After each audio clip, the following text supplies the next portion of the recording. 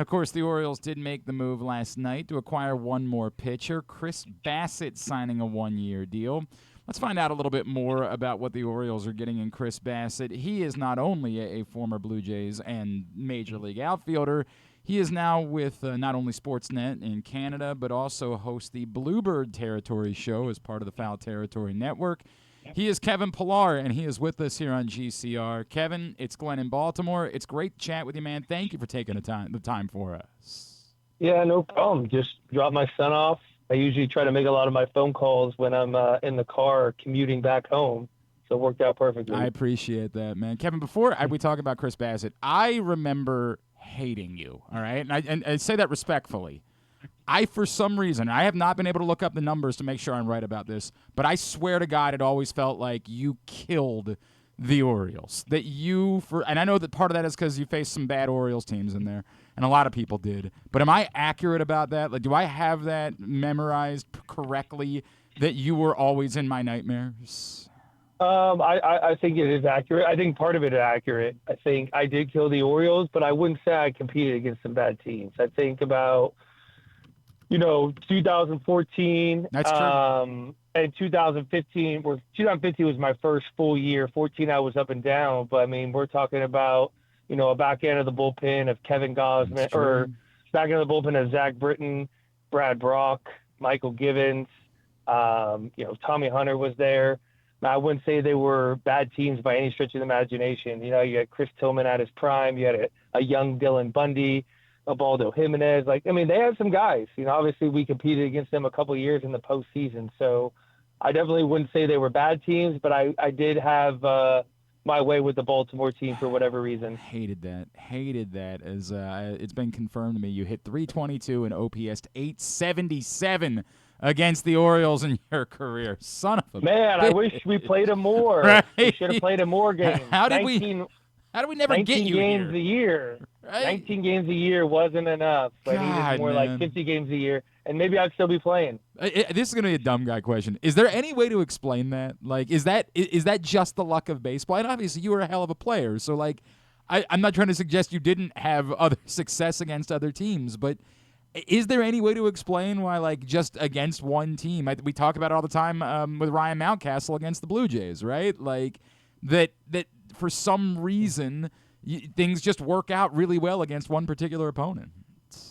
Yeah, I don't think you could really explain it. I mean, I think that you could explain it off a particular guy, and then, sometimes there are organizations that have certain pitching philosophies, and they have a lot of guys that maybe have the same sort of repertoire of pitches, and maybe that lines up with what you do. But teams don't really operate like that anymore. You're just trying to get the best arms. You're trying to get, a variety of different type of arms to just kind of make your matchups as a hitter so tough.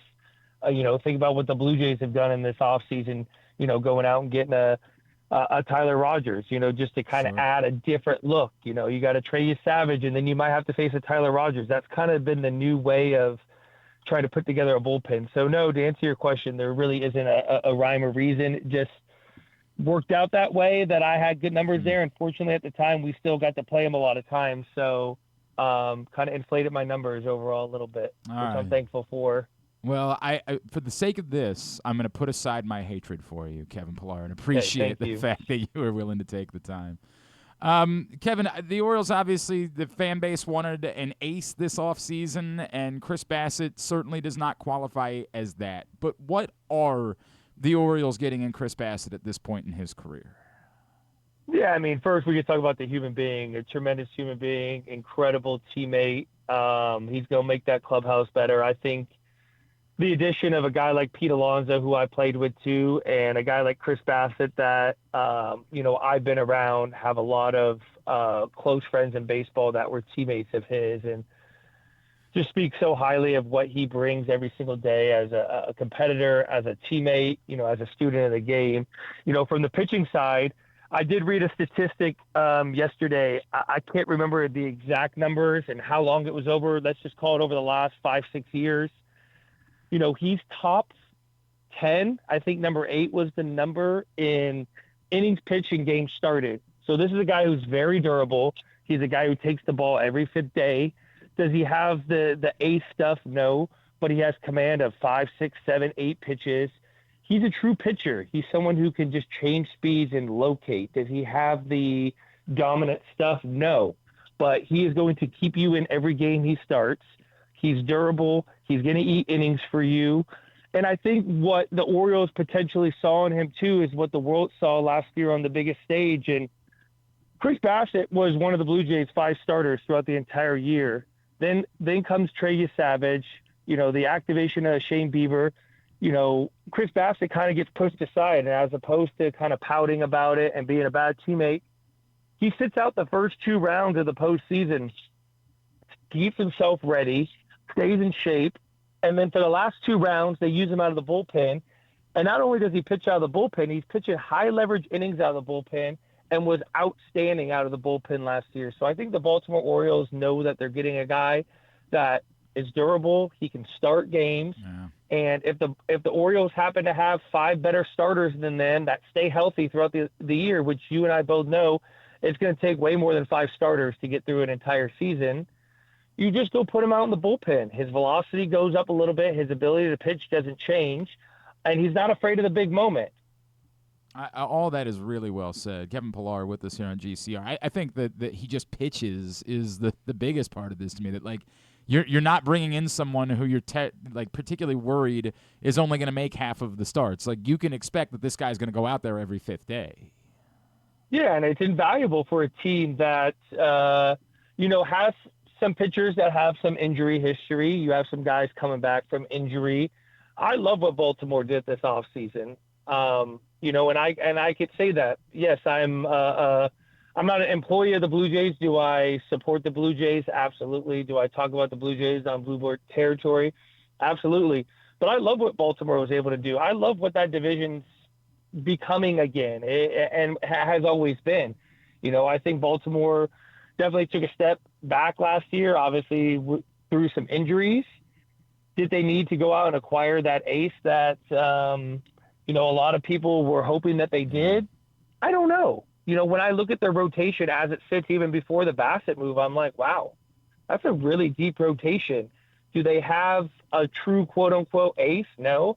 But do they have a lot of quality starting pitching? Absolutely. And I think even before this Bassitt move, the way that, their rotation was shaken out, I think you have a guy in Zach Eflin who's your 5th starter.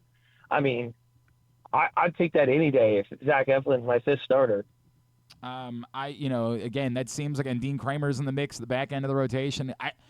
As much as we're disappointed that they maybe didn't upgrade the top of the rotation, I do think it's quite valuable that they've upgraded the back end of their rotation so that, to your point, when somebody does get hurt, because we know that's the way that it works, you're not turning to someone that shouldn't be starting for a good team in July of a team that's trying to compete to go somewhere. You're turning instead to a veteran, whoever that would be the next guy out, whether that's Eflin or Kramer or whoever it is. That's a much better situation for the Orioles to be in. Yeah, and obviously aces don't come cheap, right? But what you can do when you're not willing to go out or get outbid on, top of the free agent market when it comes to starting pitching is you just acquire a lot of depth. And I think the Blue Jays, with the news of Shane Bieber, not ready to start the season, they put themselves in a position through depth that they're going to be able to carry on at the beginning of the season with some quality depth arms. You got a guy in Eric Lauer who's able to kind of be this Swiss Army knife who could start and go back and forth. You got a guy in Jose Barrios who, was your opening day starter last year, who probably was the odd man out in the rotation, maybe a guy they were looking to maybe move on from, maybe trade. Now he slides in the rotation. It's exactly what the Baltimore Orioles were able to do this offseason, just make good acquisitions. I'm a big fan of Shane. How do you pronounce his last name? Boz, yeah. Baez? Yeah, Boz? Yep. I'm a big fan of what he's able to do. Obviously, coming from that pitching factory in Tampa, the guy obviously knows how to pitch. He's had a little bit of injury history, but I think that's a huge upgrade in their rotation. And then, what you got out of Rodgers last year is what I think everyone's expected for a long time. I faced him probably 3, 4, 5 years ago when he was with Miami, when he was kind of climbing the ranks, and he was nasty. He had, high velocity fastball, unique arm slot, unbelievable changeup. And once again, it takes some guys, and not everyone's going to come up to the major leagues and be ready to dominate right away. You have to kind of go take your licks, maybe bounce around from a team or two, find an organization like Baltimore that obviously clicked with him, that has maybe a different way of thinking about pitching, maybe some mechanical adjustments here and there. But you have to be very optimistic of what you saw over his last, 10, 15 starts last year. You got to think that's the guy we're getting this year. Kevin, how valuable is it that Chris Bassitt has pitched so many games in the AL East and has really had a lot of success against the AL East? It's kind of ironic talking about the success that you had against the Orioles. Bassitt has dominated the Yankees in his career. He's got a career ERA of 3.79 against the AL East. How important is that, and do you feel like that can translate no matter where he is? Yeah, I think it absolutely translates no matter where he pitches, because when you talk about those numbers, yes, he might have been wearing a Blue Jay uniform for most of it, but he's also pitching on the road in these stadiums. He obviously has a comfort pitching in those AL East stadiums against these AL East teams, and some of that stuff's just kind of unexplainable. Sometimes you just kind of have your way against certain teams and certain divisions. Him obviously spending a lot of time with the Blue Jays over the last couple of years, only strengthens those numbers. But you think about some of the teams that he's going up against. The Yankees, have some swing and miss. The Red Sox have some swing and miss. Baltimore had some swing and miss for a while. I think it just speaks to a little bit of his pitching style and his pitching philosophy, being able to, pinpoint and also change speed. So I think a lot of it has to do with, sometimes teams in certain divisions kind of have an identity. And I think teams in the AL East over the last, handful of years, have an identity of a ton of power. There's some swing and miss there. So I think that kind of fits into what he's able to do as a pitcher. By the way, those numbers against the Yankees, 5-2 with an ERA of 2.06 in 9 career starts against the Yankees. May that continue moving forward for Chris Bassitt. Kevin, we bring up, obviously, the Orioles didn't get an ace. The Blue Jays did, right? Like, they were very aggressive in going after Dylan Cease. And I've referenced the Blue Jays a lot this offseason because I think there's a parallel where it feels like the Blue Jays knew they had to overpay. They had to pay kind of a tax to go get Dylan Cease because of the uniqueness of being in Toronto and trying to convince players to come there. And I look at the Orioles, who have not drafted pitchers and have chosen to go with bats when they've had a high picks every time. And I've wondered if they needed to pay a tax as well. They ultimately chose not to dive into those waters and did not land one of those top guys.